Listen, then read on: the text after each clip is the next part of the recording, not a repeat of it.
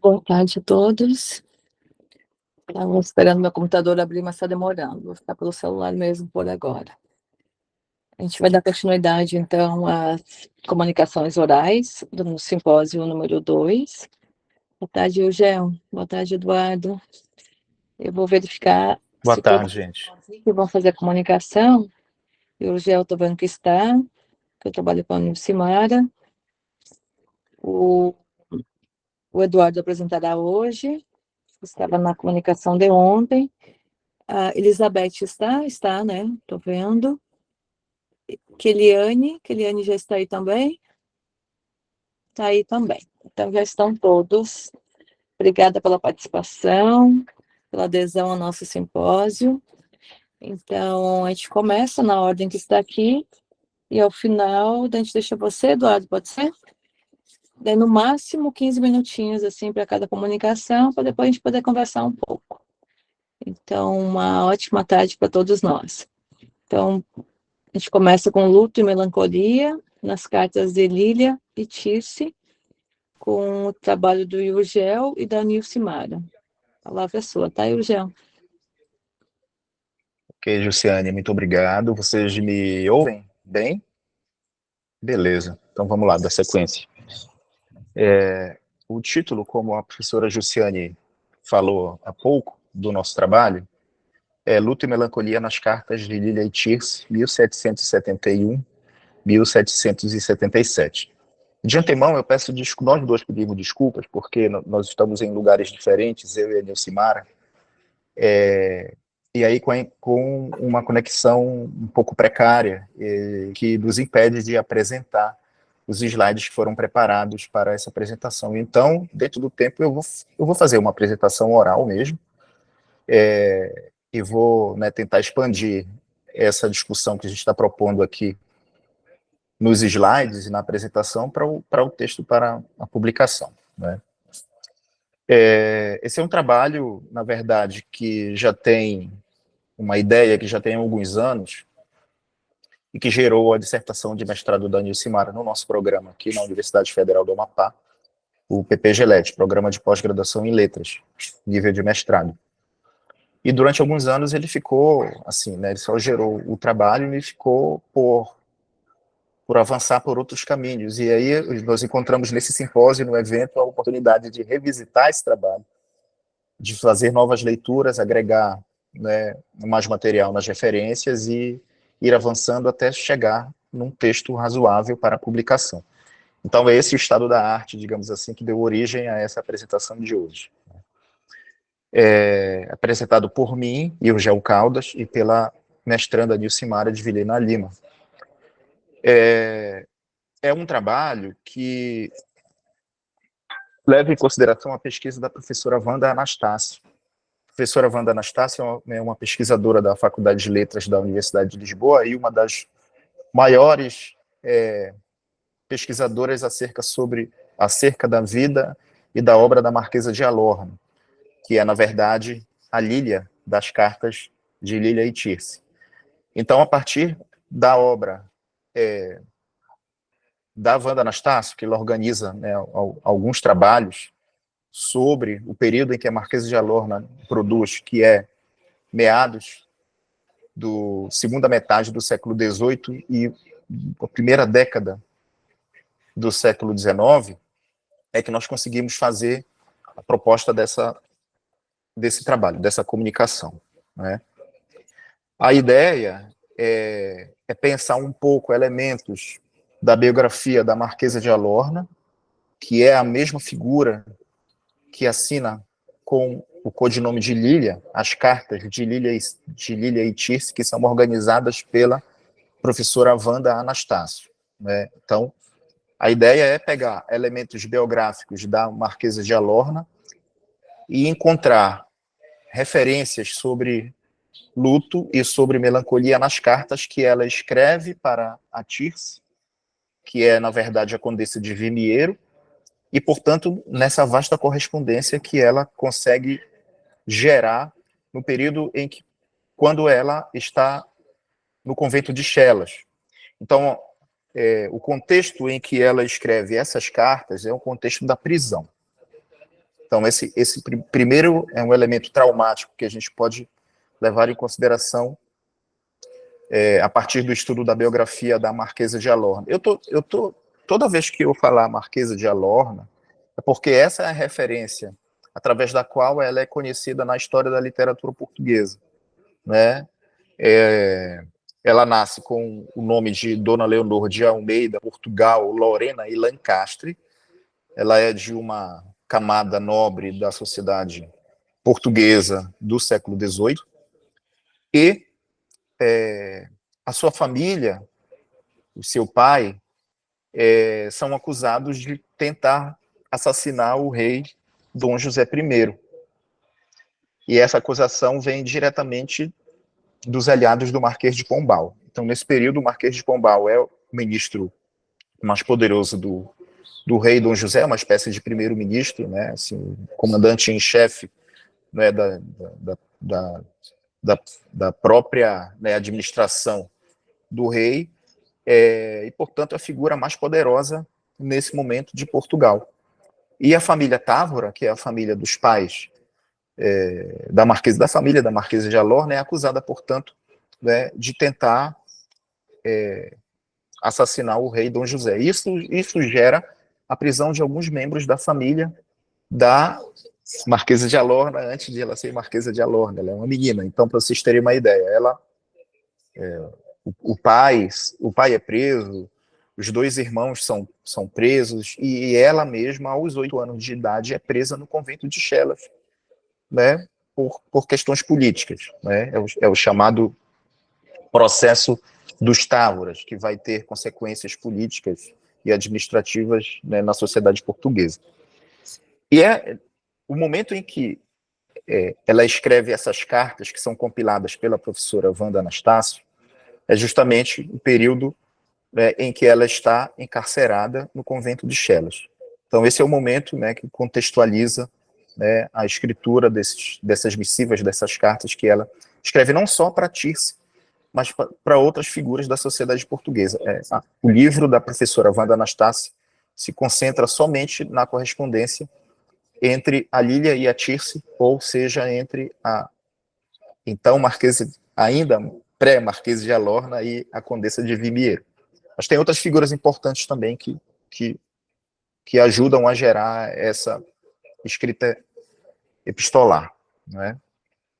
E é justamente esse período também que marca a formação intelectual da Marquesa de Alorna, como nós conhecemos na história da literatura portuguesa, porque é nesse período que ela vai, né, se instruir em diversas artes, é nesse período que ela vai ter contato com diversas figuras, né, da intelectualidade, não só portuguesa, mas europeia, e é nesse período também que ela vai, por exemplo, aprender outras línguas, né, como latim, como francês, como italiano, como alemão, como inglês e como espanhol. Então, a Marquesa de Alorna é reconhecida na cultura portuguesa como uma mulher da intelectualidade, uma figura erudita, né, e uma pessoa que gira entre o período do neoclassicismo português e uma espécie de pré-romantismo nesse lugar. E a produção poética mesmo da Marquesa de Alorna, porque ela se torna uma escritora também, ela se torna uma poeta, né? Ela escreve tanto com referências do arcadismo europeu, quanto já adianta alguns elementos que depois seriam produzidos pelos românticos em Portugal. Então, ela é uma figura central nesse contexto, né? No dicionário da literatura portuguesa, do Jacinto do Prado Coelho, nossa referência aqui é de 2003, entretanto, ele considera a Marquesa de Alorna como uma espécie de quase, aí, entre aspas, né, uma incompletude, pois a Marquesa de Alorna, lá no verbete sobre ela, é política e, ao mesmo tempo, lives de filosofismo, ou seja, ela não chega a ser uma figura política e também não é uma filósofa para o Jacinto do Prado Coelho, né? Então ela é um quase aí. Ela não é nem uma coisa nem outra. Ela não faz parte da administração, ela não é reconhecida como política, embora toda a história dela tenha concorrido para que ela fosse uma figura importante, né, do ponto de vista político. Também pelo fato de ser uma mulher, também pelo fato de ter sido passado toda a sua adolescência na prisão, em Chelas, no convento, e, sobretudo, pelo fato de ter contato com a intelectualidade portuguesa, sobretudo com homens.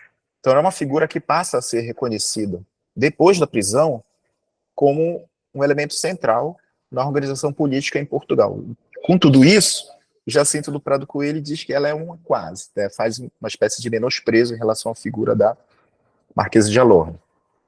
E aí outros estudos, né, outras figuras que vão se debruçar sobre a obra da Marquesa de Alorne, além da professora Wanda Anastácio, que, como eu falei, ela talvez seja a principal estudiosa da Marquesa de Alorne aí do seu tempo, né, do seu círculo de escritoras e de escritores que orbitam em torno dela, da Marquesa.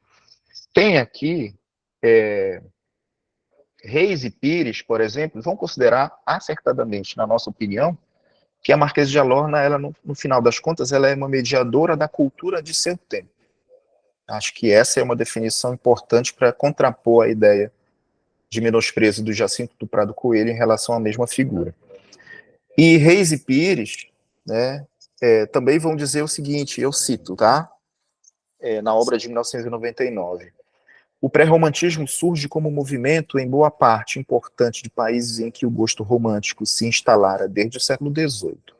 E isso se dá graças aos contatos da Marquesa de Alorne com a cultura germânica e de José Anastácio da Cunha com a cultura britânica. Então, para Reis e Pires, a Marquesa de Alorne é extremamente importante para a fixação da estética romântica em Portugal.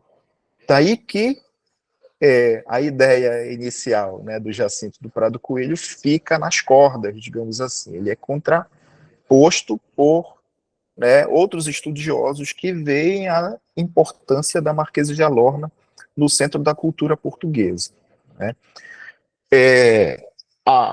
Assim, passando já para o núcleo do nosso trabalho, a ideia de luto e melancolia. Luto porque é o contexto em que a Lília vai ser encerrada na prisão em Chelas, não é? É o contexto da tentativa de assassinato do rei Dom José, do adoecimento de figuras, né, da sua família, da morte de alguns membros da sua família, né, em contexto de aprisionamento também. Então, o elemento do luto é importante aí na obra, nas cartas que a Lília escreve e acho que ela recebe também de Tirce no período da prisão.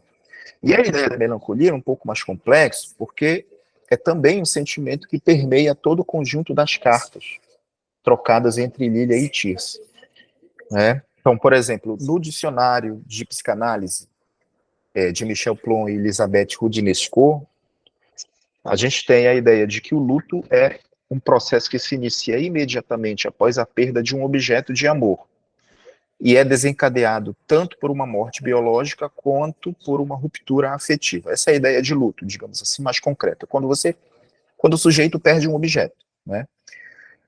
Já a ideia de melancolia é mais complexa, porque ela é, para o dicionário de psicanálise, o termo mais antigo para a patologia dos humores tristes. Então, inicialmente, tudo quanto era tristeza seria associado a uma ideia de melancolia. Além disso, ainda para o dicionário, é da teoria da bilis negra que surgiu o termo melancolia, derivado do grego melas, que é o negro, e colê, que é a bile, ou seja, a bilis negra, né, que corresponde à transliteração latina de melana cole, que vai dar em português o termo melancolia. Então, esse é o contexto da nossa discussão. Então, obviamente, que isso passa, né, pelo texto do Freud, Luto e Melancolia, que está na nossa referência também, mas eu não vou fazer isso, vou passar direto para alguns exemplos das cartas, onde não só a palavra melancolia aparece, mas o espírito melancólico da escritura desses textos, tanto da Lília, que é a Marquesa de Alorne, quanto a Tirce, que é a Condessa de Vimiero, apresentam para o leitor. Então, por exemplo, numa carta de Tirce a Lília, né, de 1771, ela vai dizer: o dia de ontem sempre melancólico, o dia de hoje começa causando-me terríveis ânsias. Suponho que são efeitos de ter perdido esta noite discorrendo em ti. Então, esse primeiro trecho da Tirce, né, não é só a Lília que está aprisionada concretamente no convento de Chelas que revela ações melancólicas nas suas cartas. Os seus correspondentes, e sobretudo aqui no caso, né, do nosso livro, a Lília, Condessa de Vimiero, também se torna melancólica pelo contexto de aprisionamento da sua amiga, né? Então, e isso causa na Tirce, que está em liberdade, vejam só, terríveis ânsias, só de pensar em como que a sua amiga está na prisão.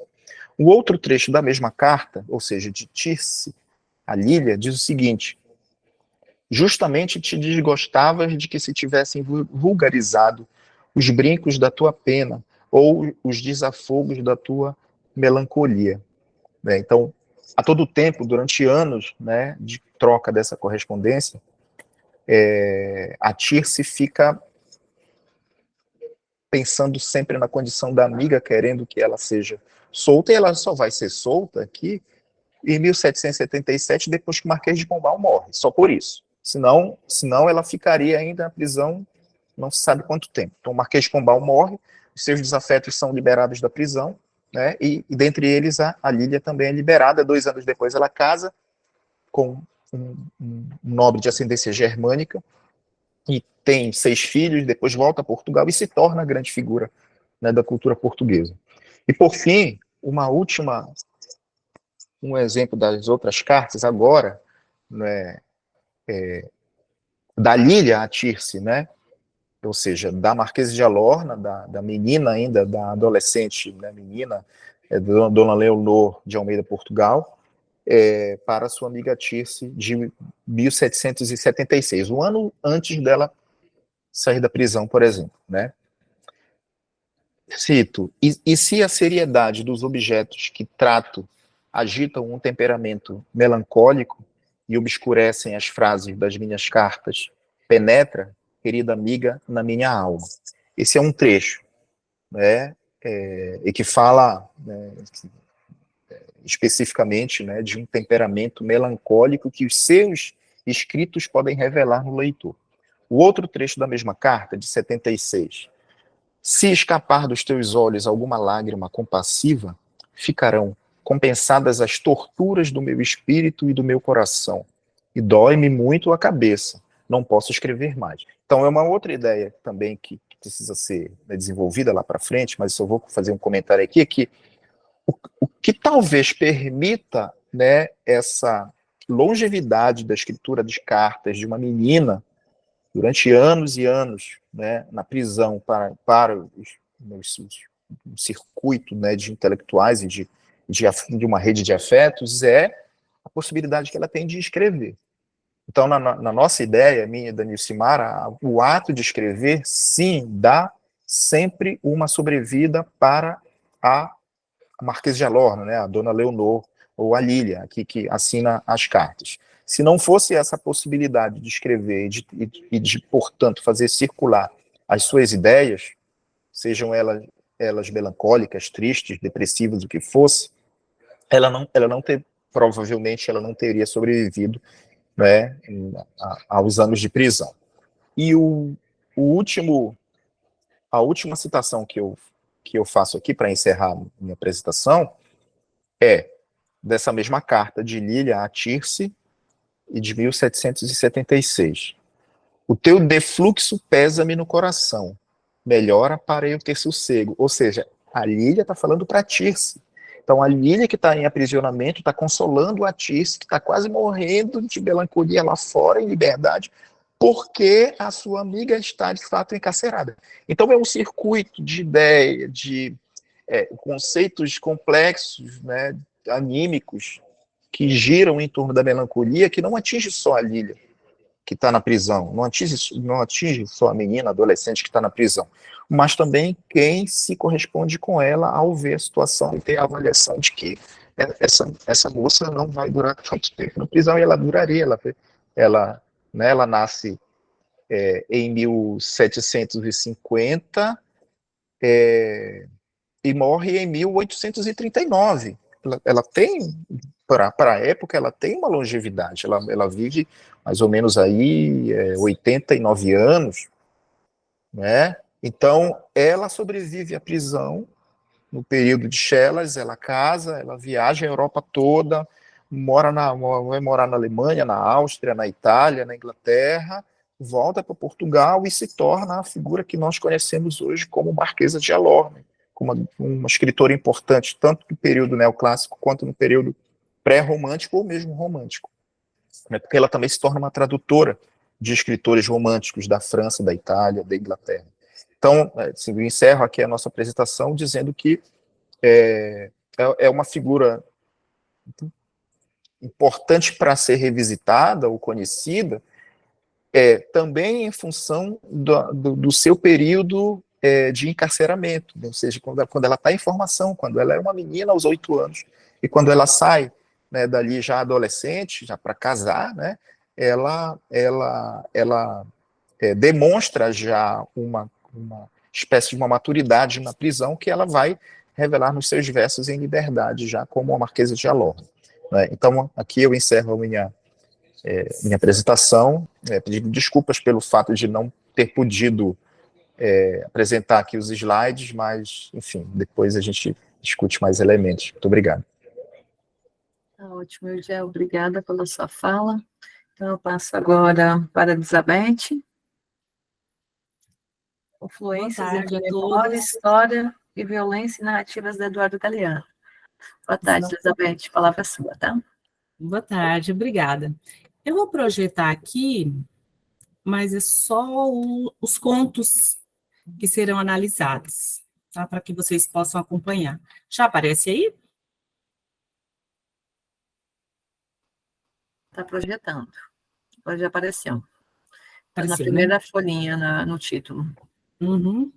Então, esse é o meu título, Confluências entre Memória, História e Violência em Narrativas de Eduardo Galeano. E serão analisadas essa narrativa, A Paixão de Dizer e A Casa das Palavras.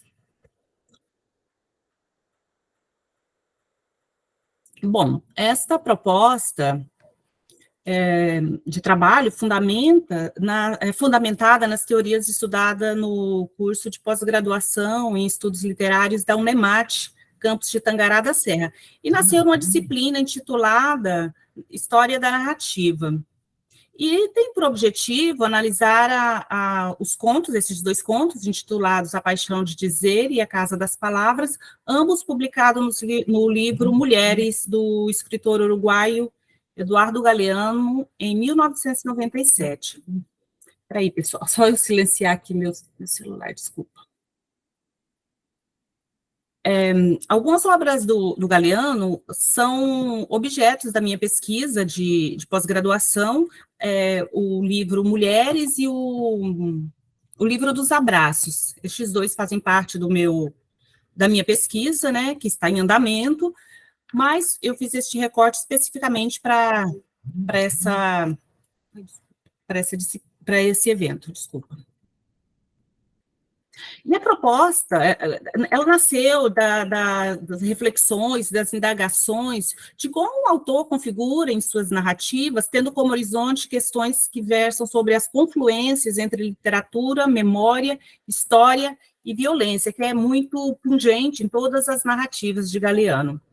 E para a consecução dos meus objetivos, eu considerei os estigmas históricos, né, pelo qual passou a América Latina, os processos históricos violentos, na verdade, né, constituído por episódios como o genocídio, as chacinas, as políticas repressoras, a escravidão, a dizimação de povos indígenas. E o Galeano, vou fazer agora uma breve apresentação sobre ele. Ele nasceu em 1940, em Montevidéu, morreu em 2015, e foi um escritor, historiador, jornalista, né? Ele foi um escritor forjado nas redações de jornal, ele teve o início da carreira nos jornais, primeiro em Montevidéu, depois, durante muito tempo, ele esteve à frente da revista Crises, na Argentina, né, onde ele ficou durante algum tempo, durante a ditadura militar uruguaia.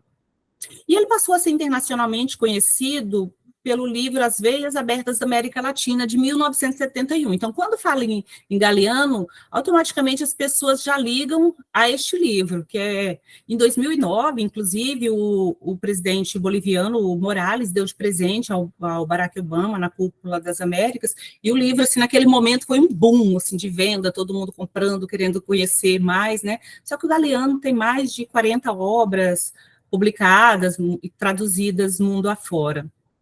E este livro, né, os Veias Abertas, nele o Galeano explora as raízes da violência na América Latina e relaciona também essa violência com a exploração colonial e a dominação econômica.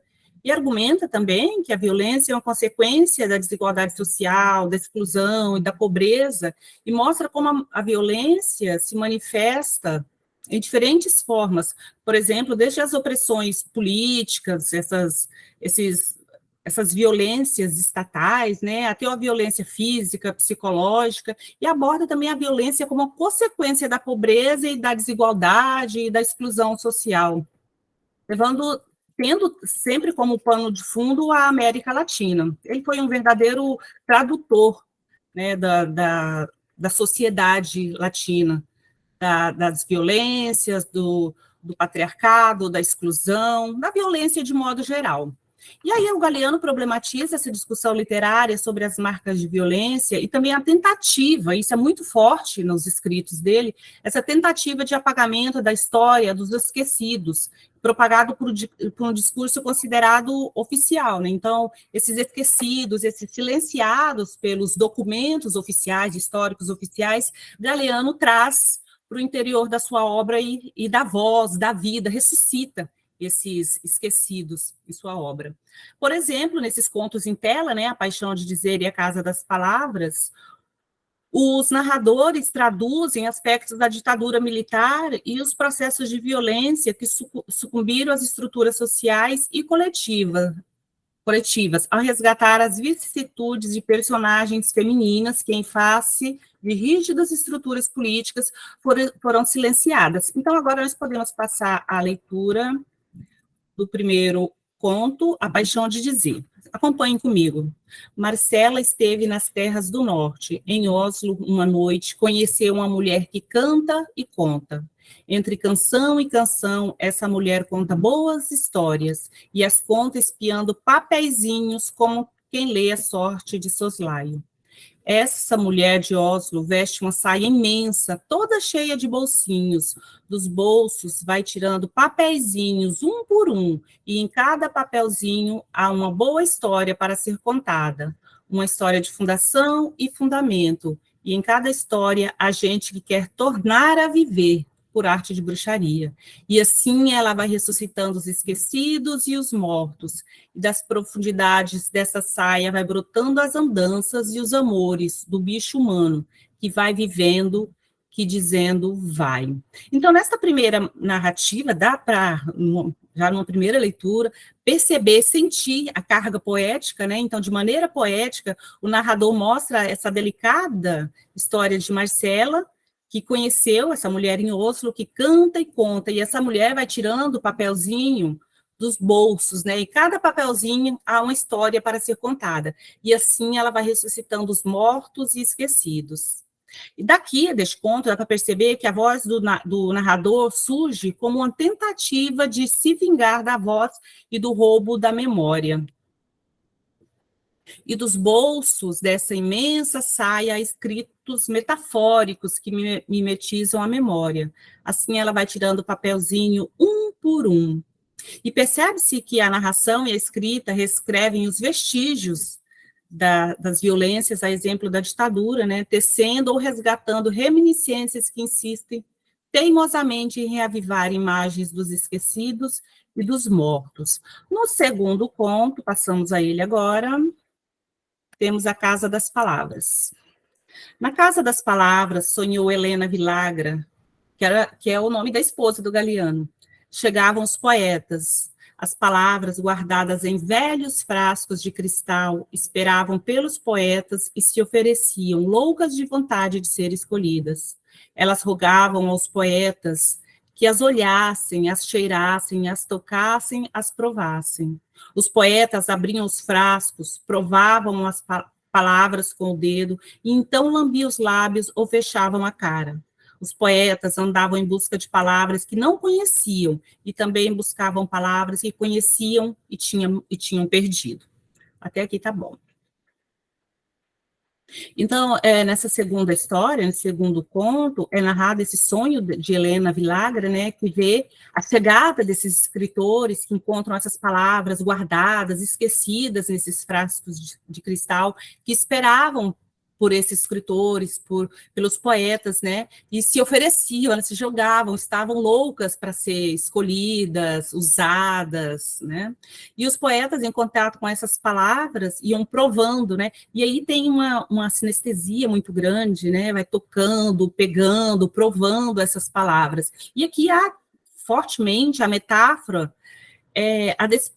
que representa, né, a despeito da tentativa de calar, de emudecer aqueles que enfrentaram os processos de violência da América Latina, o escritor, aqui os poetas, o escritor desponta, né, surge como o revelador da história esquecida, essa história que estava lá esquecida, trancada em velhos frascos, mas que pode ser resgatada e renovada pelo poder da arte literária que Galiano faz magistralmente, né.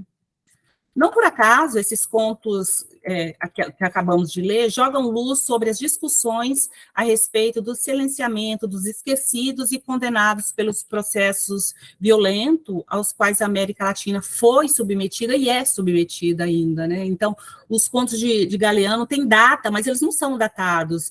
Muitos foram escritos na década de 70, 80, a década de 80 foi um período em que ele produziu literatura com mais quantidade, né? Mas eles dialogam muito com a contemporaneidade, né?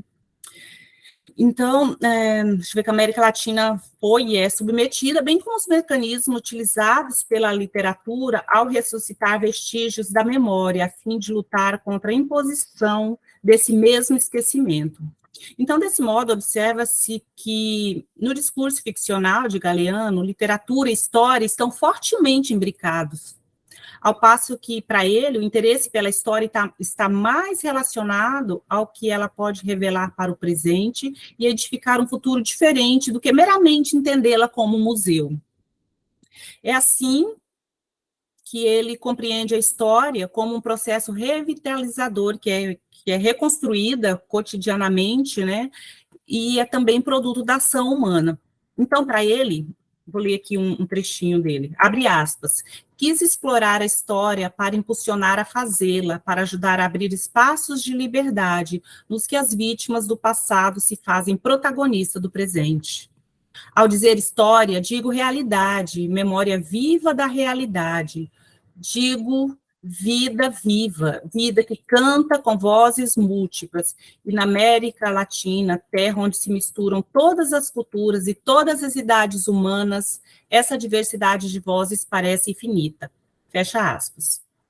Então, vale investigar, né, questionar como Eduardo Galeano problematiza a relação entre a forma texto ficcional e eventos históricos, ao lançar mão da linguagem poética e jornalística. Então, ele, sendo jornalista, né, sempre espera que o jornalista tenha uma escrita referencial, que é característica do texto jornalístico, né?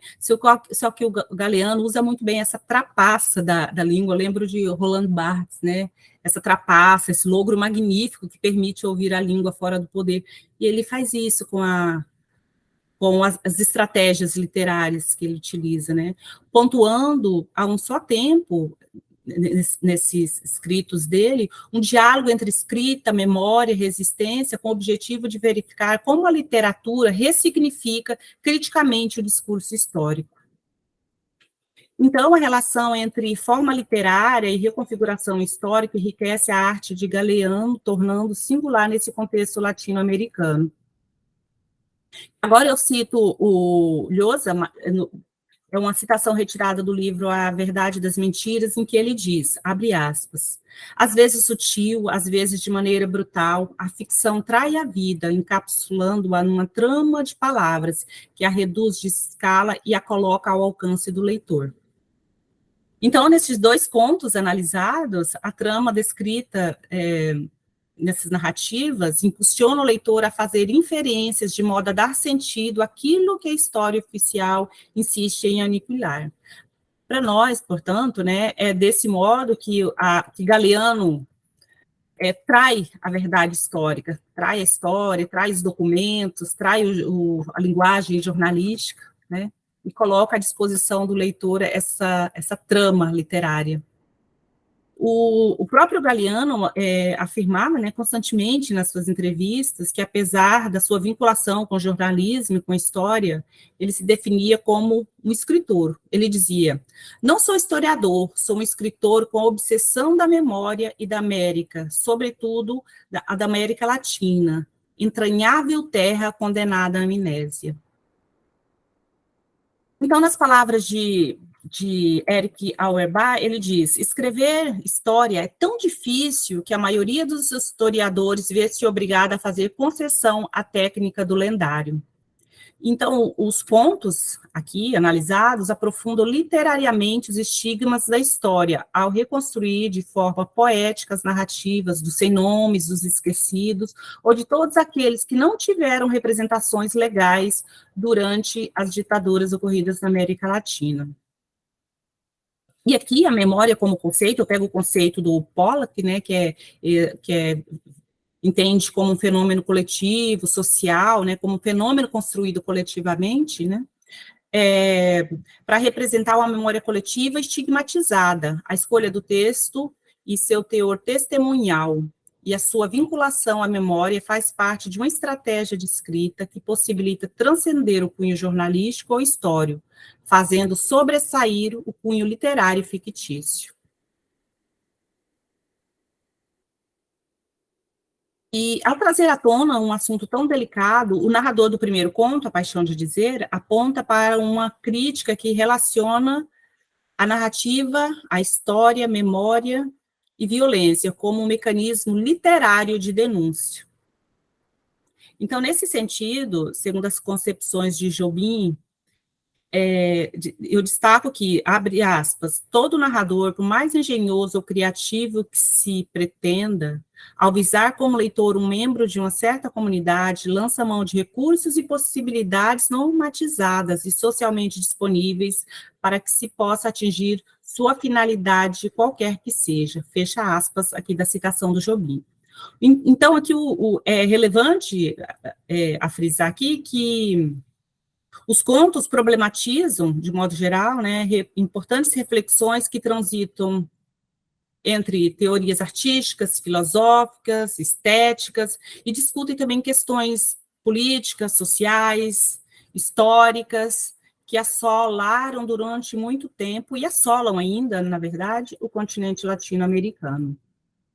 E não é sem razão, né, que nós podemos, quem conhece o livro As Veias Abertas da América Latina e outras obras literárias do Galeano, consegue perceber, por exemplo, o livro que eu uso na minha pesquisa, o livro Mulheres, nós temos o mesmo nível ficcional, questões próximas às discrepâncias apresentadas em As Veias Abertas da América Latina. E As Veias Abertas é considerado um livro jornalístico, né, que tem mais essa linguagem referencial, mas ele tem, quem lê atentamente, ele tem uma carga poética muito grande, para começar pelo título, né, a metáfora do título, as veias abertas, sangrando, rasgadas da América Latina, né, que sangram.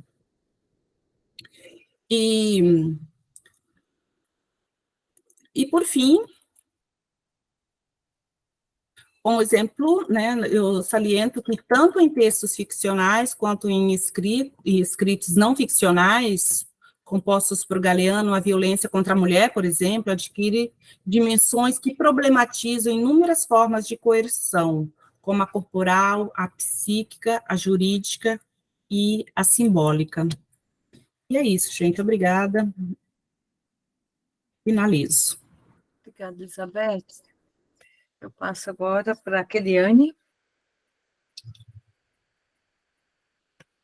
O processo de construção pictórica das capas da Noite da Espera e Pontos de Fuga de Milton Ratum.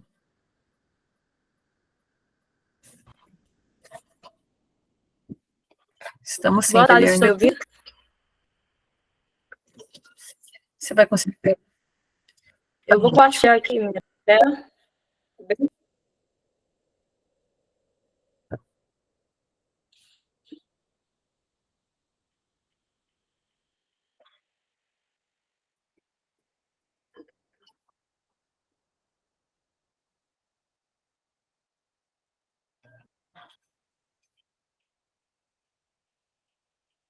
Só um momento.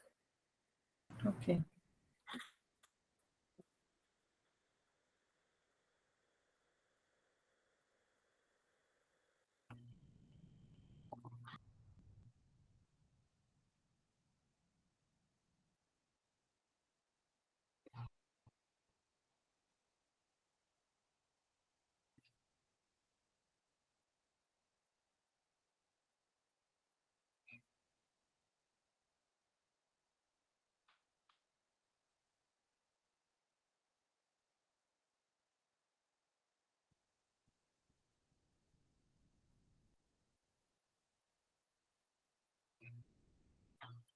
Conseguem visualizar? Sim.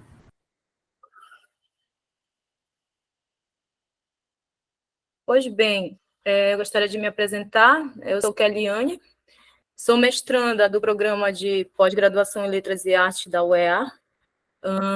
Esse trabalho que eu realizei, ele também é um recorte da minha dissertação de mestrado, um trabalho que eu venho realizando, né, junto à minha orientadora, que é coautora também deste trabalho, a professora Jussiane, que está aqui conosco, e a professora Luciane Páscoa. E desde já eu agradeço, né, aqui por participar desse seminário e poder aprender um pouco também com vocês. Eu projetei os slides basicamente mais para uma leitura, já que se trata um pouco da descrição, né, de duas obras artísticas e pinturas de capa de obras literárias. Eu tentei descrever um pouco, né, mais assim de cunho, para que vocês compreendam através da leitura, tá? Então, eu espero que vocês acompanhem aí e que compreendam também, que aquilo que não compreendem ao final. Então, o título desta pesquisa, né, dessa proposta de trabalho, é o processo de construção pictórica das capas de A Noite da Espera e Pontos de Fuga, de Milton Ratum. Como eu já falei, né, que esse trabalho ele é o recorte da minha dissertação. Eu faço um levantamento de paratextos editoriais das obras deste escritor, bem como as obras brasileiras de primeira edição. E aqui eu trago dois trabalhos, né, duas obras dele, que é A Noite da Espera. São dois romances, os últimos dois romances deles, né, que faz parte de uma trilogia chamada O Lugar Mais Sombrio.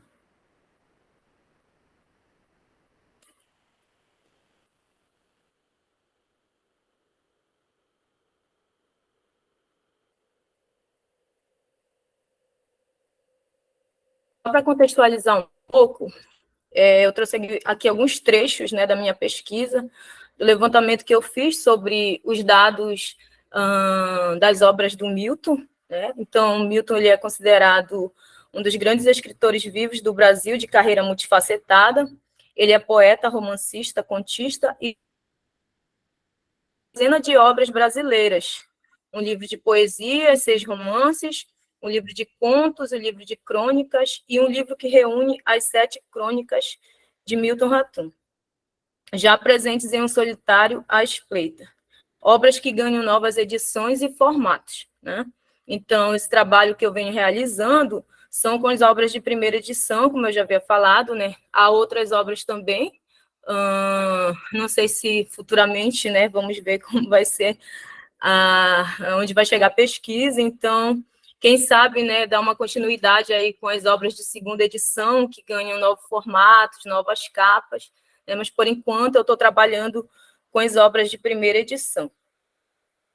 O autor também publicou obras, né, e recebeu vários prêmios literários, como o Prêmio Jabuti, para os 4 romances, entre os quais Cinzas do Norte recebeu ainda a premiação Portugal Telecom de literatura, o Grande Prêmio da Crítica da APCA, o Prêmio Bravo e o Prêmio Livro do Ano. Além disso, o autor recebeu o Prêmio Ordem do Mérito Cultural. Seus livros foram traduzidos em outros países e no Brasil foram vendidos mais de 200 mil exemplares. Contextualizar aqui sobre o autor. E aqui também eu trouxe o meu objeto de pesquisa aqui, né, que são essas 2 obras aqui, A Noite da Espera e Pontos de Fuga. Nós temos aí o volume 1 e o volume 2, publicado em 2017, e o Pontos de Fuga, publicado em 2019. Como eu falei, né, que fazem parte de uma trilogia chamada Lugar Mais Sombrio. E temos aí também, né, o 3º livro, que vai fazer parte da série, ele ainda está em processo de conclusão, né? Então, A Noite da Espera, ela foi publicada pela editora Companhia das Letras, em 2017, tendo os trabalhos de Alceu Chesorim Nunes, na edição da capa, e as fotos da capa nas pinturas de Guilherme Ginani, com óleo sobre papel, que versa os tamanhos 65 por 60 centímetros, reproduzida por Marcos Vilas Boas. O 2º volume, Pontos de Fuga, também é a mesma autoria na pintura, edição de capa e tamanho, faz parte de coleção particular. Aqui também eu trouxe mais uma descrição assim, de cunho editorial, né, que tem um pouco a ver com o que é minha pesquisa, o foco da minha pesquisa, sobre os dados, né, do autor e da trilogia, que é o objeto que eu gostaria de apresentar aqui para vocês.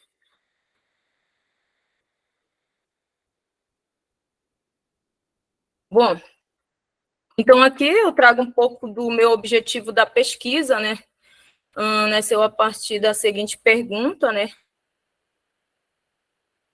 Projeto de pintura na obra de arte, né? Então, qual é a voz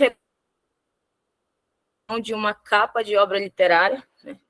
E aqui eu elaborei alguns objetivos, né? Para esta pesquisa, que é no cruzamento da capa, narrativa e estética autoral, que o trabalho busca descrever o percurso do artista Guilherme Ginani para a elaboração da pintura nas capas das obras literárias, né, que aqui é o autor que fez e trabalhou as pinturas para que chegasse no resultado final do trabalho de edição destas 2 obras. Interessou-se também este trabalho compreender a elaboração da pintura nas capas de Noite da Espera e Pontos de Fuga, antes mesmo que estas ganhassem, né, ou melhor, outros elementos como títulos, nome do autor, volume e selo da editora, para compor a edição de capa. Então, aqui eu faço um recorte, né, e exemplificando e explicando o que realmente é o foco da pesquisa, porque quando se trata de capa, a capa ela tem outros elementos também paratextuais, que vão descrever e vão compor essa capa, né? Então, para este trabalho, eu vou trabalhar especificamente com pintura dessas 2 capas.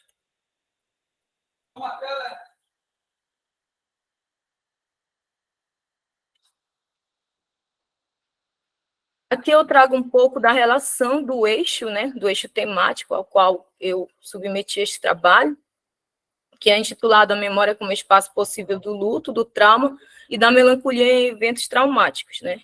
Então, eu vou ler aqui alguns,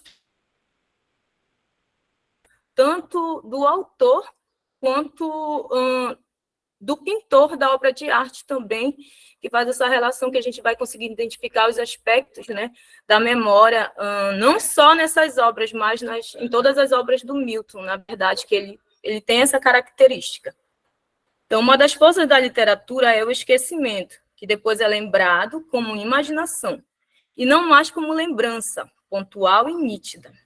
Almeida, 2018. Dizia Milton Ratum, em palestra realizada na Fundação Escola de Sociologia e Política de São Paulo, quando relatava sobre a construção de suas obras, pertencentes à série O Lugar Mais Sombrio. A memória é um dos aspectos evidentes e presentes na criação literária do escritor.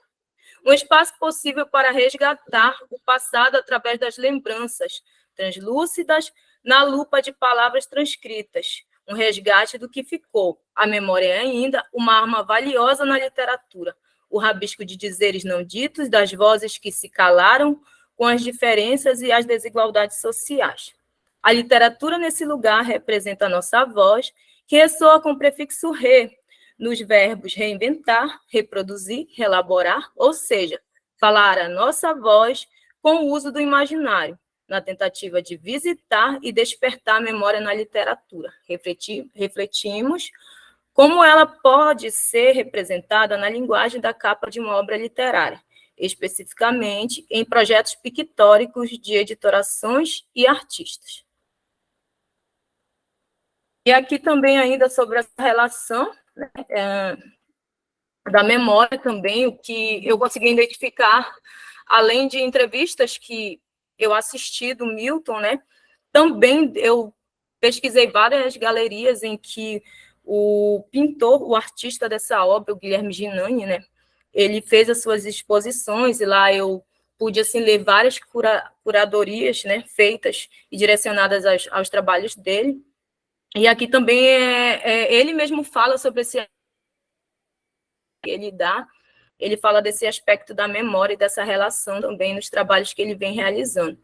Então, aqui os trabalhos de Ginani são todos baseados na pintura, de modo que ela cumpre funções importantes, dentre elas a de fortalecer e criar uma narrativa baseada na memória, né?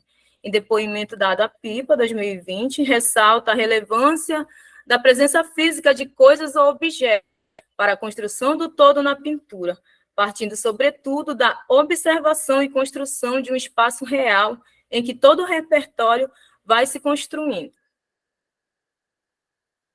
E aqui eu apresento bem a vocês ele, né, o Guilherme Ginani, que foi o pintor destas duas obras que compõem a trilogia, né, e aqui eu vou ler um pouco, identificar sobre ele com as pesquisas que eu fiz. Ele é um artista carioca que reside e trabalha em São Paulo, é formado em comunicação social e artes, realizou acompanhamento com o artista Paulo Pasta e apresentou sua primeira exposição individual na Galeria Milan. Participou da coletiva Desassossego, que reuniu jovens artistas a convite de pintores consolidados na Galeria Estação, em São Paulo, e de diversas exposições coletivas no Pivô, Museu de Arte de Ribeirão Preto e Galeria Marcelo Guarnieri. Participou também do Salão de Arte de Ribeirão Preto e realizou residência artística no Pivô entre 2015 e 2016. Suas obras integram o Instituto Figueiredo Ferraz, em Ribeirão Preto. Então, aqui é só para contextualizar vocês um pouco sobre o pintor, né, para que vocês conheçam. E aqui eu trago um pouco, né, da teoria que eu me embasei para descrever esses dados, né, sobre esses paratextos, que são essas obras artísticas pintadas na capa destas obras, né. Então, apresenta aqui a vocês o Omar Calabrese, né, que ele vai tratar ali em essas duas obras sobre a intertextualidade. Foi basicamente neste conceito que eu embasei esse trabalho, né. Então, nós visitamos as produções anteriores através desse aspecto da intertextualidade, né, e posteriores à trilogia para conhecer a estética e o estilo das pinturas de Guilherme Ginani, estabelecendo um diálogo intertextual entre capa, pintura, narrativa e estética, estilo do artista plástico, para evidenciar a voz representativa do artista nas pinturas. Esse diálogo possibilitou entender as formas e as cores utilizadas nas composições de Ginani, com vistas a um processo de coisas e objetos que representam metaforicamente as narrativas. Também aqui, né, eu trago o Panofsky, né, através do método iconográfico dele, eu utilizei o primeiro nível, tendo como base de descrição pré-iconográfica, de análise formal, para identificar as formas puras das pinturas. E Também o Gerard Janet, né, que vai trabalhar aí o conceito de paratextos editoriais, e ele vai dizer que a capa de um livro é chamada de paratexto editorial, um paratexto que consiste em uma mensagem materializada, tendo um lugar situado em torno do texto, ou no espaço do mesmo volume, né? Então, Gerard Janet, ele traz aí uma classificação categórica, né? E a capa, ela vai entrar na categoria dos epitextos, né?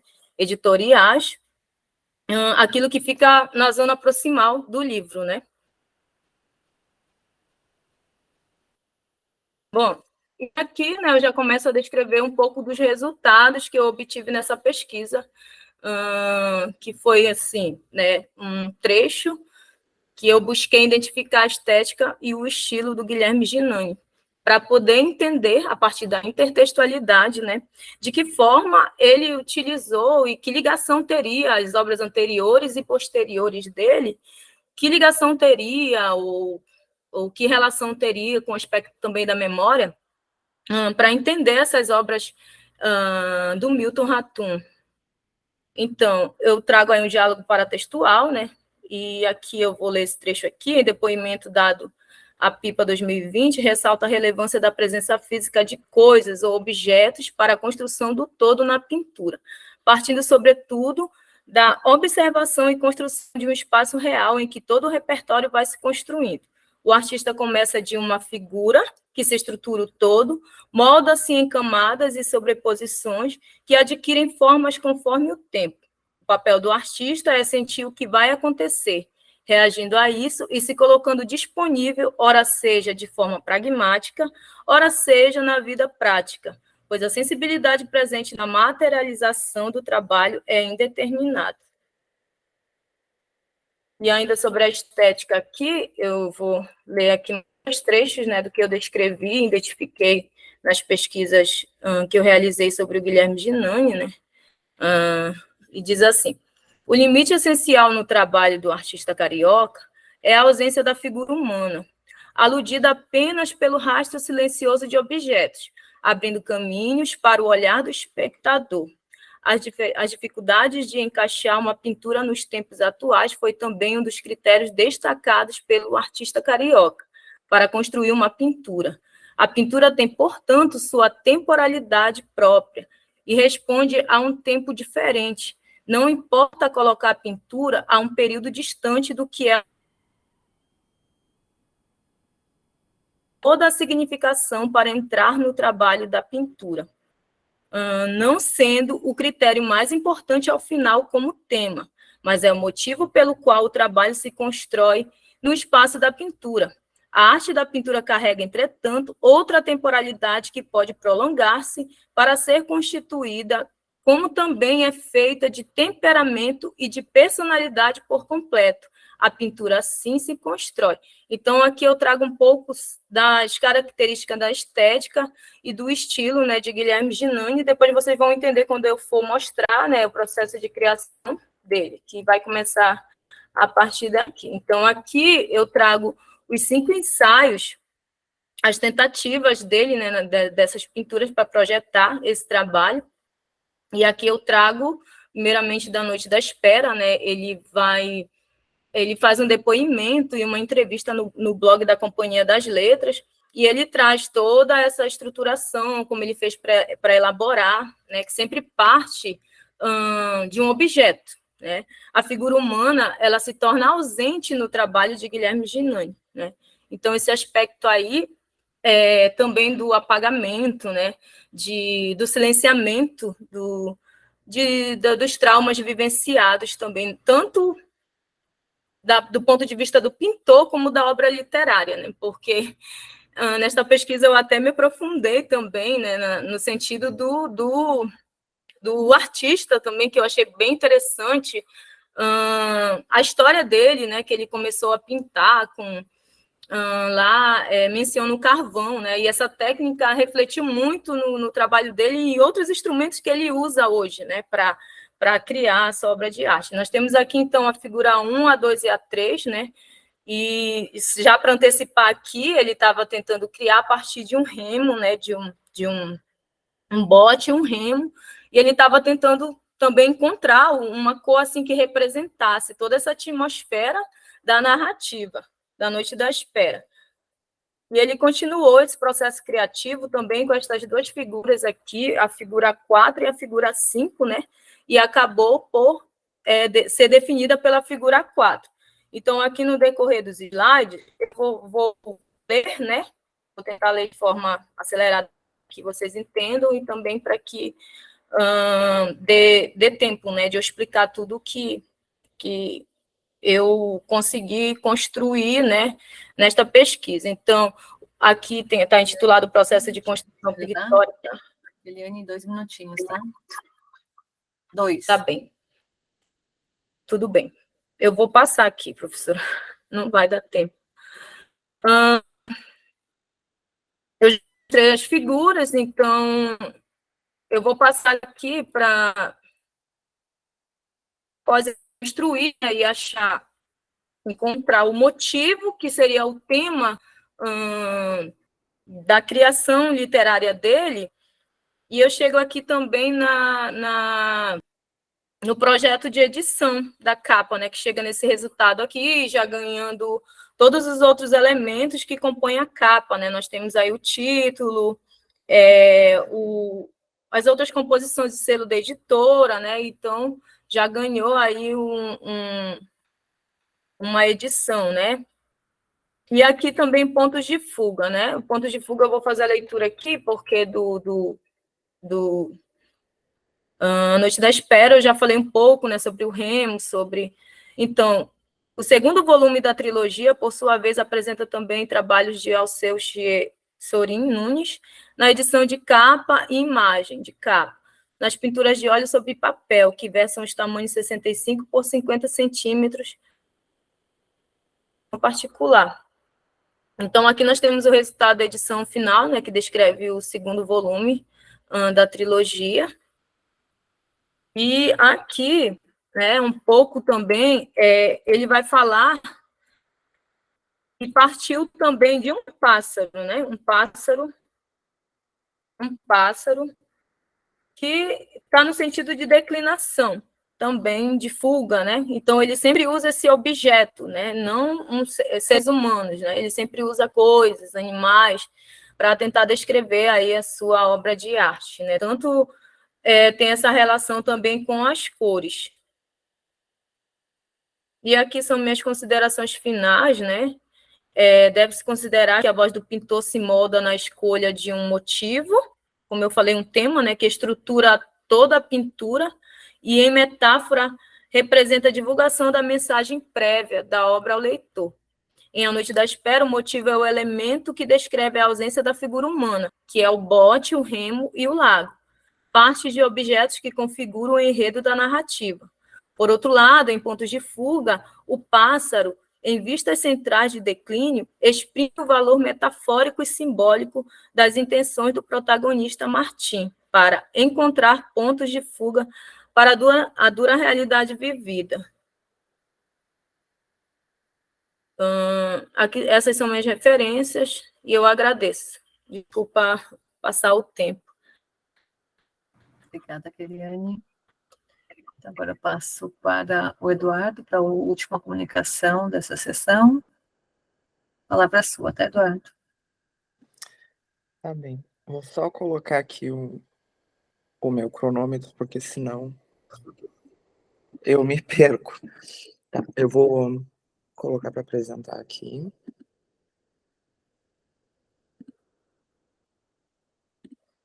Vocês conseguem ver?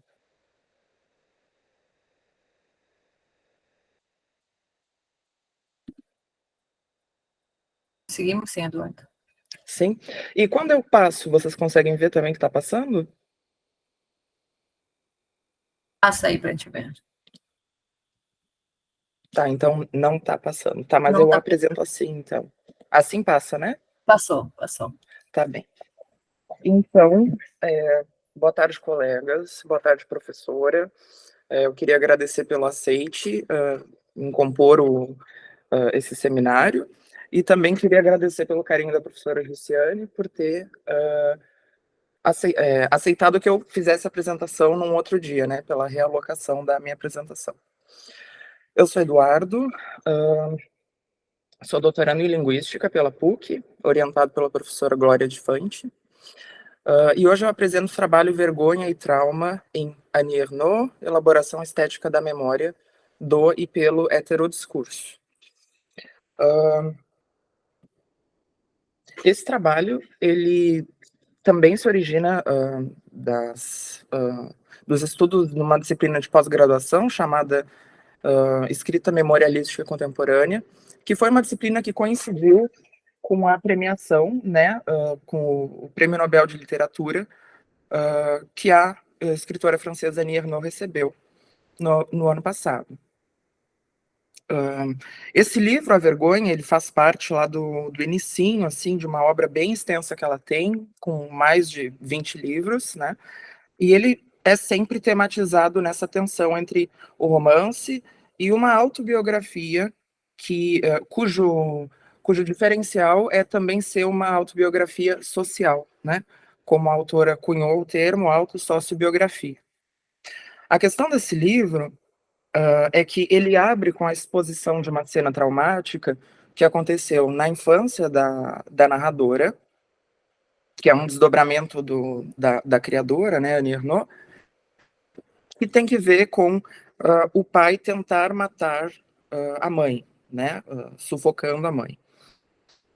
Ela tem uma memória assim um pouco movediça do que aconteceu, mas ela de fato viu isso acontecer quando a mãe pede socorro, né? E ela vai até o lugar para tentar impedir que isso ocorra.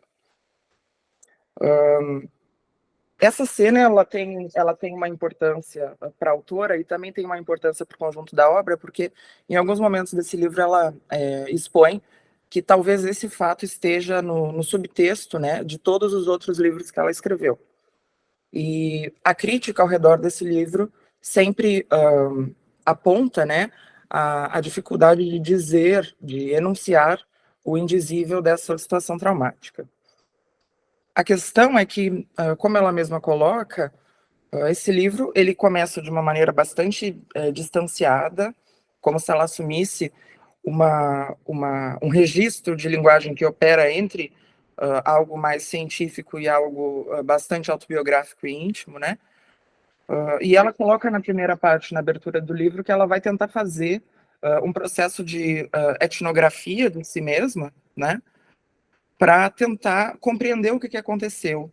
E ela textualmente coloca estar ciente de que ela só vai conseguir fazer isso trabalhando com esse conjunto de linguagens que constituíam o contexto dela naquela época. Com isso, diversos recursos vão aparecer na narrativa, como a descrição de fotografias, de notícias de jornais, a menção a livros, né, o discurso citado direto de alguns livros, uma reflexão muito forte sobre algumas palavras e expressões que eram utilizadas na época da infância dela, que ora são colocadas no discurso autoral como discurso bivocal, e ora elas são separadas, né, por alguma marca tipológica ou por aspas, e ela também traz uma série de outros gêneros intercalados, como listas e enumerações, que vão surgindo com a própria tentativa de se lembrar em palavras do que aconteceu, né? Então, o problema que surge dessa cena inicial do livro é de que forma a relação entre esse trauma individual e a busca por essa série de linguagens sociais, que pela perspectiva teórica que eu assumo é chamada de heterodiscurso, influencia no todo artístico dessa obra, né? E o que isso pode sugerir sobre o processo elaborativo da memória, tanto na literatura quanto fora dessa esfera artística. Então, hoje eu socializo para vocês um trabalho cujo objetivo é refletir sobre a elaboração do trauma em A Vergonha, de Annie Ernaux, visando discutir o lugar da memória do heterodiscurso e pelo heterodiscurso na narração estética de uma vida. Eu trouxe aqui os pontos teóricos fundamentais que embasam o trabalho. A perspectiva de trauma está fundamentada em Freud. A gente fez uma comparação entre as conferências introdutórias à psicanálise e as novas conferências, né, que ele realiza algum tempo depois, e entendendo o trauma como toda experiência cujo montante afetivo é superior à capacidade do sujeito lidar com, né, e aí esses afetos da experiência vão ficar marcados, reprimidos e vão retornar na experiência, nas outras experiências do sujeito. E para entender isso via discurso, a gente usa Paul Ricard com a questão de que, para ele, o empreendimento da psicanálise tem que ver com uma tentativa de criar uma narrativa, né, uma história coerente em relação à vida do paciente, né, de uma pessoa. Para lidar com a obra estética, a gente usa a teoria do romance de Mikhail Bakhtin e do círculo também, principalmente a noção de heterodiscurso, que tem que ver com essas múltiplas linguagens sociais que são privilegiadas no discurso romanesco, né?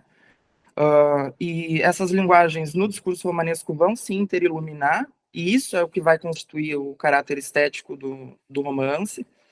Também a noção de autobiografia, levando em conta esse espaço de alteridade, espaço temporal, né, entre o narrador e o personagem, entendendo que eles não coincidem.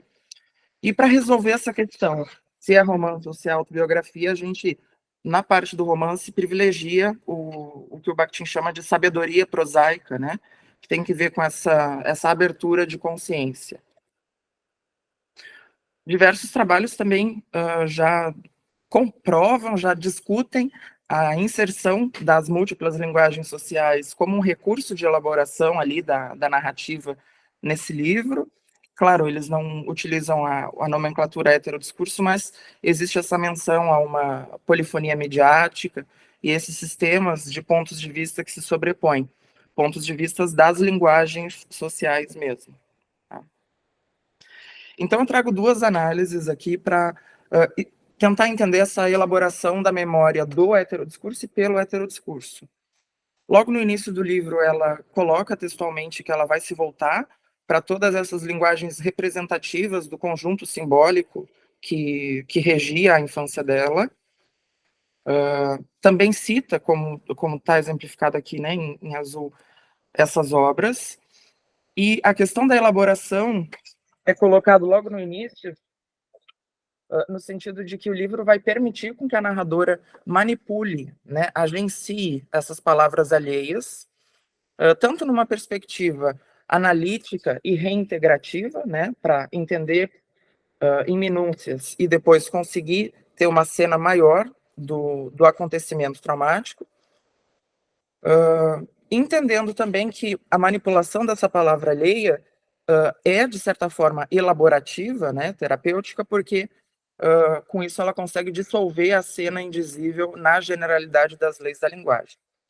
Então, esse exemplo nos mostra a elaboração do trauma pelo heterodiscurso, né, mostrando uma agência dessa narradora na procura, na seleção e na orquestração dessas vozes sociais, enquanto ela fala da própria vida, né, e também dá para entender que ela assume que o ato de narrar e de construir é elaborativo, e isso é uma meta, né, da escrita desse livro, é uma meta que reflete tanto na faceta ética da pessoa, Annie Ernaux, quanto nesse desdobramento que ela faz para produzir não só essa obra, mas todas as outras, né?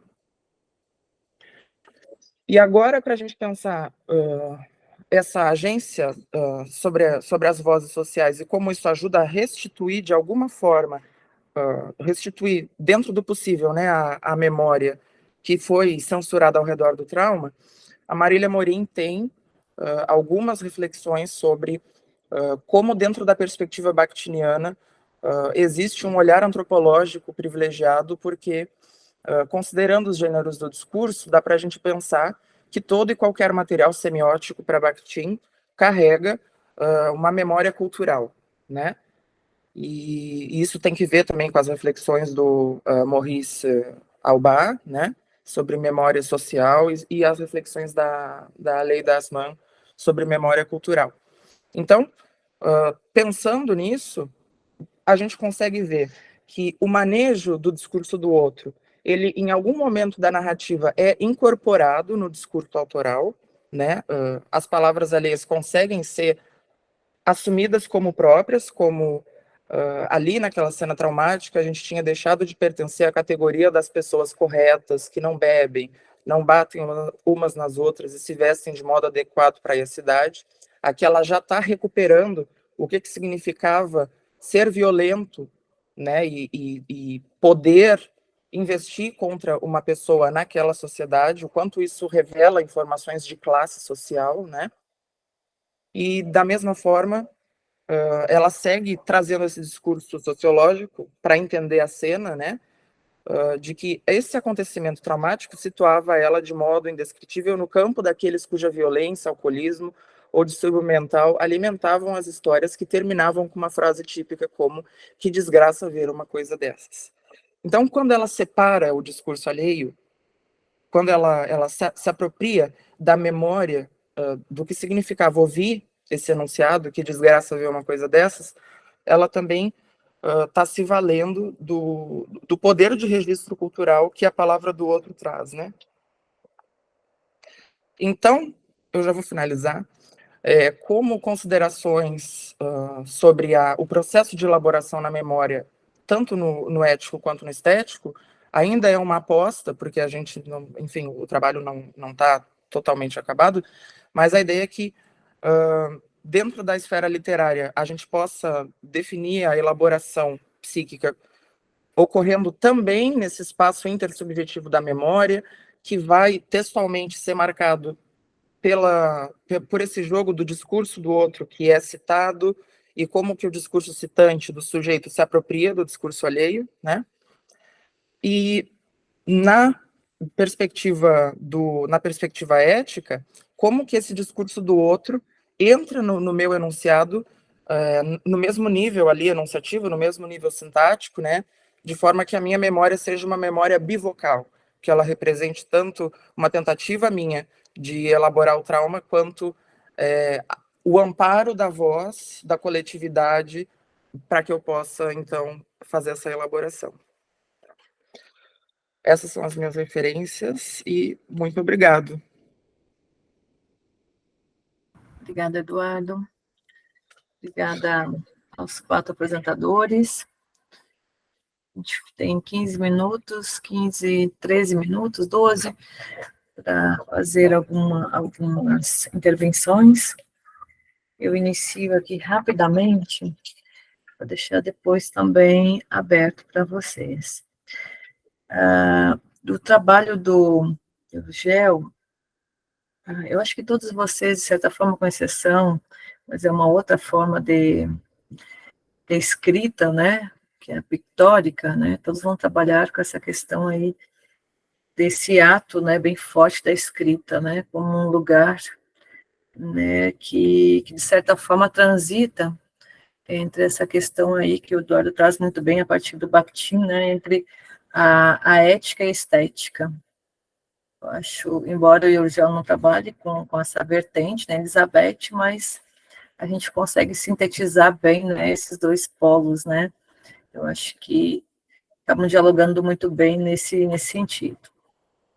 E só por curiosidade, Urgel, ela ficou 6 anos presa? É desse Não. tempo aqui das cartas? Não é. Não, é porque a coleta das cartas que a professora Wanda Anastácio faz é de 71 a 77, então cobre esses 6, 7 anos, mais ou menos. Mas ela é presa em 50, ela nasce em 1750, com 8 anos ela é presa por causa do processo do Estava.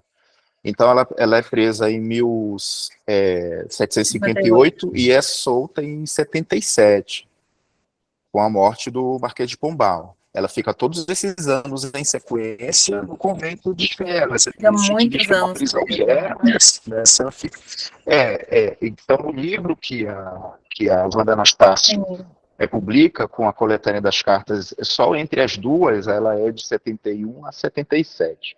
mas o tempo de prisão não é, da dona Leonor, marquesa, futura marquesa de Alorna, é mais tempo, é maior.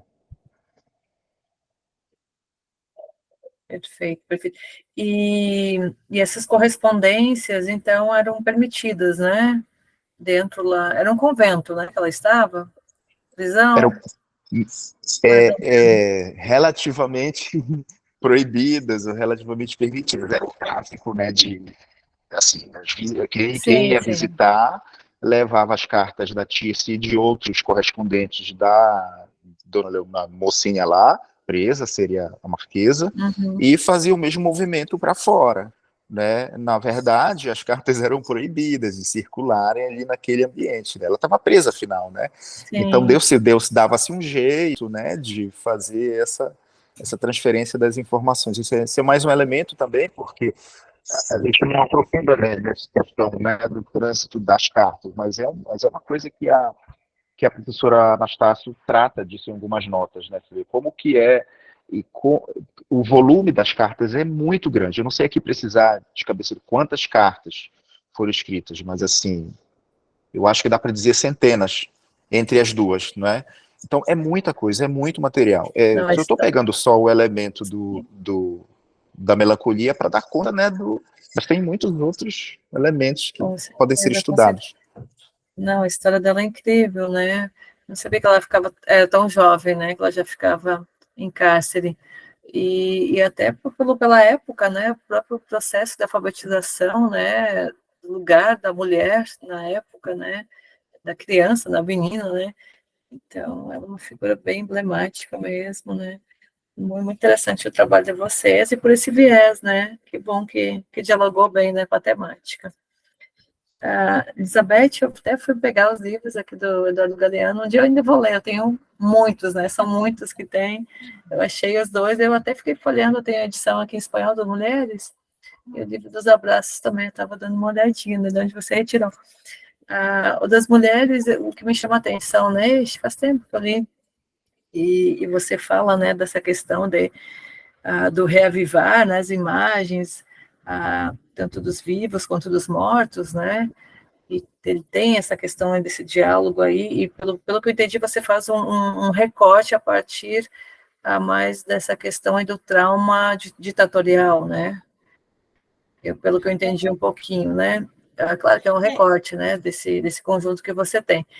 Porque se a gente pensar só no livro, né, esse Mulheres, são vários momentos, né, distintos, né, em que ele faz essa recolha, e também de personagens tanto reais, né, que existiram, quanto ficcionais também, né. Então, só para entender um pouquinho, né, essa questão aí desse recorte que você faz, né, para verificar essa relação entre memória, história e violência dessas duas obras, né, você pegou dois fragmentos, né, o mote é a questão aí desse pano de fundo ditatorial, é isso? Exatamente, esses dois contos que eu selecionei para esta apresentação têm como pano de fundo, né, as violências na América Latina, o silenciamento, especificamente a ditadura militar. Agora, o livro Mulheres é uma coletânea de contos sobre mulheres anônimas, mulheres célebres, feita pelo próprio Galeano, recolhida de outros livros dele. Por exemplo, no livro dos Abraços, também tem esses dois contos. Aliás, um deles, o outro está na Memória do Fogo, aquela trilogia Memória do Fogo, né? Então, em toda a obra do Galeano, ele aborda as mais variadas violências, né? Inclusive mulheres, aborda muito o patriarcado, a violência no seio familiar contra a filha, contra a esposa, né? E assim, como o tempo que era limitado, não, e é uma pesquisa que ainda está em andamento, eu fiz este recorte, mas para o meu trabalho de pós-graduação eu aprofundo um pouco, né? Eu pego também a metaliteratura, que é muito forte no livro dos Abraços, e quais estratégias literárias Galeano usa para reconfigurar essas violências em seus escritos, sabe? É isso, não sei se eu respondi. Respondeu sim, Elizabeth, obrigada. Por nada. O trabalho da Keliane, né, a gente vem acompanhando já nesses 2 anos, né, tá quase com a defesa, está com a defesa marcada já, né? Então, foi um recorte feito, né, só a partir dessas capas, mas a Eliane trabalha com todos os paratextos, né, dessas primeiras edições dos romances do Atum.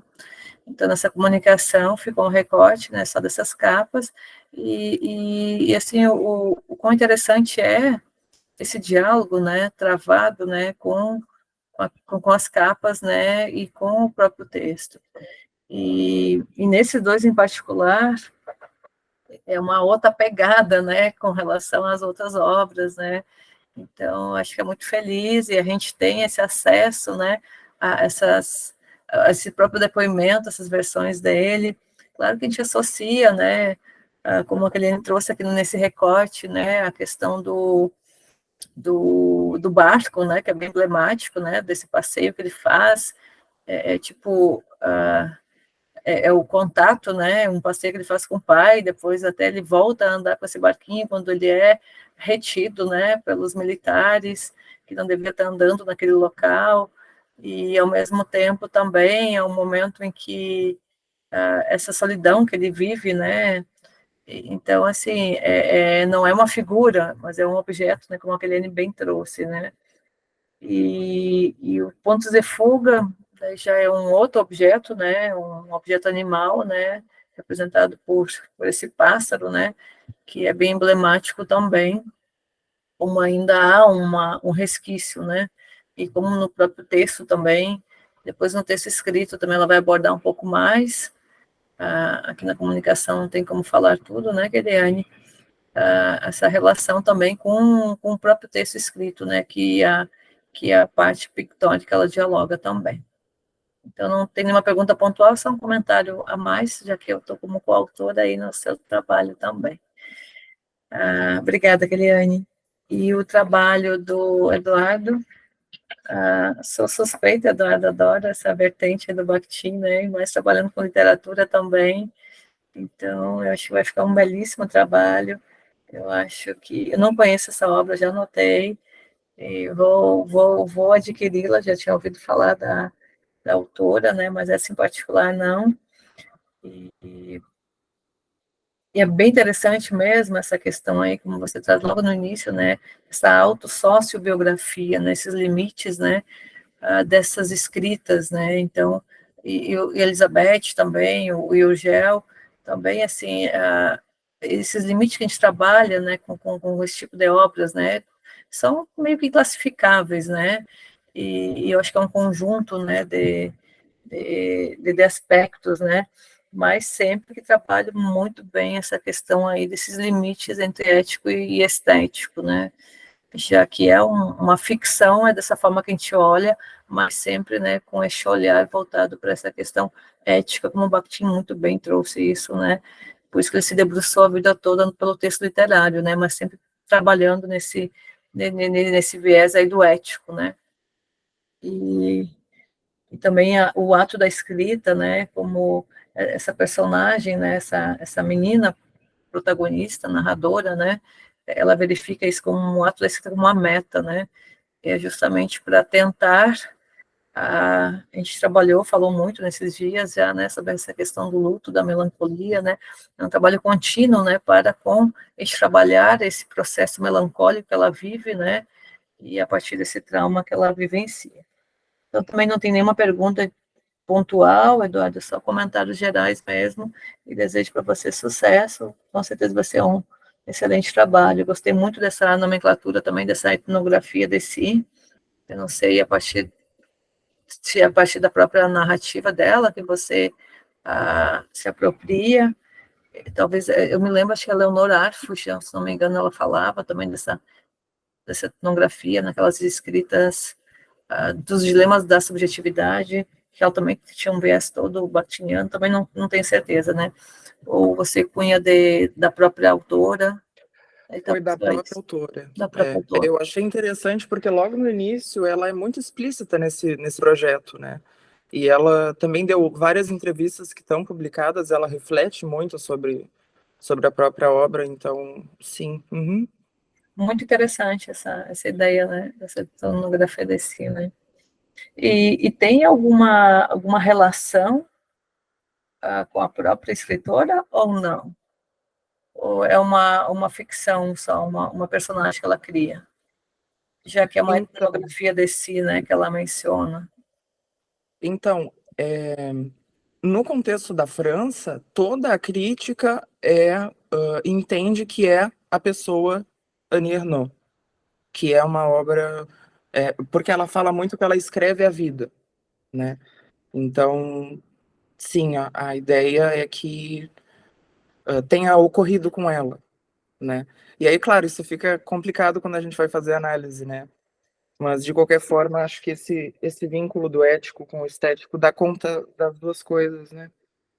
Mas o importante é bem complicado, né, a gente, porque é uma ficção, né, então já é um relaborar, de certa forma, né, eu não sei até que ponto vale a pena, né, essas assertivas, né, acerca, né, do se é ou não é, né, no nível agora da ficção, já é uma recriação, né, já é um relaborar, então é nesse viés mesmo, assim, eu acho que trabalhando bem nesses limites dos dois, se tem todos os subsídios necessários, né, para fazer essa análise.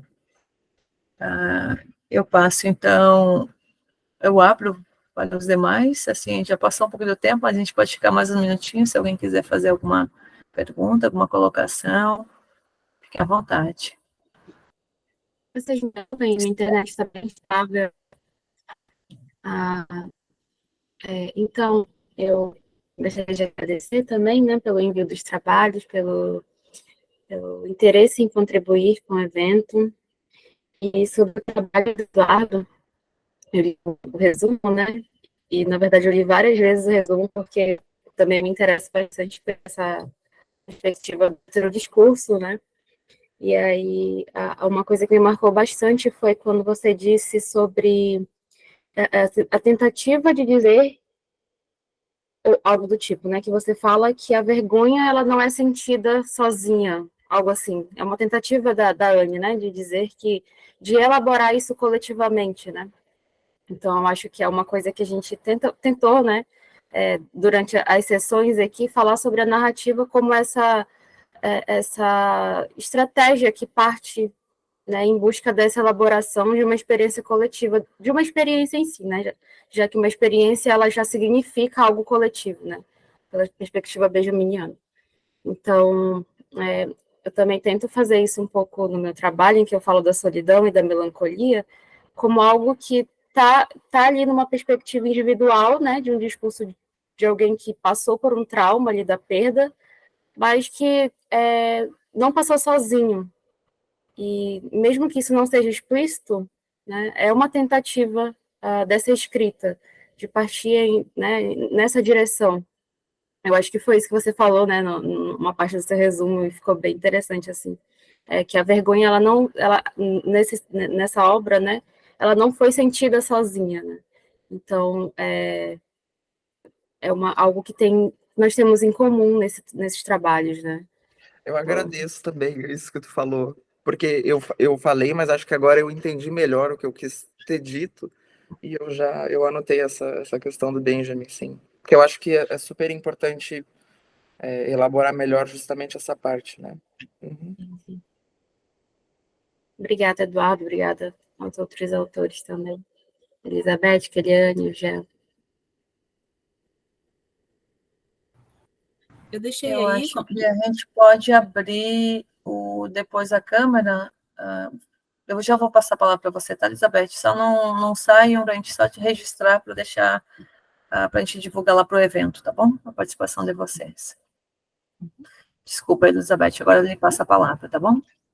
Não, eu iria só enfatizar que eu deixei duas sugestões de dois textos do Galeano.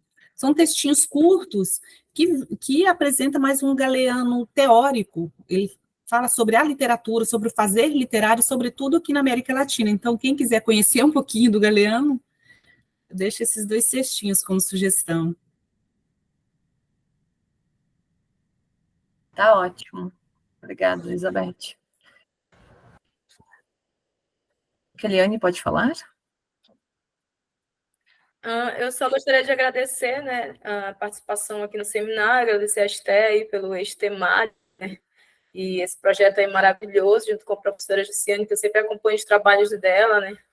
Eu sempre falo assim que a professora Jussiane tem me ensinado a ler literatura e ver literatura de uma forma diferente, né, tem contribuído muito com a minha pesquisa, e agradecer também pelas aprendizagens aí que nós obtivemos nessa tarde junto com vocês. E é isso. Muito obrigada. Nós que agradecemos. Então, a gente encerra, só faz o registro. Não sei, Esther, quem está fazendo? Carol, você? A Carol não está, então acho que eu vou tentar fazer aqui no meu computador. Bom, Lembrar também que... pode abrir a câmera, por favor, e o Gel está aí ainda? Só para lembrar da lista, professora, que está no chat, para não esquecerem, tá? De preencher a lista de presença, por favor. Então, vou fazer um registro. Só um momento.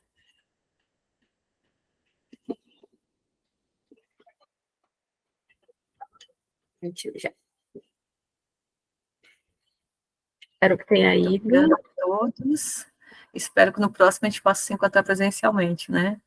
Que é bem interessante ainda esse modo remoto, né?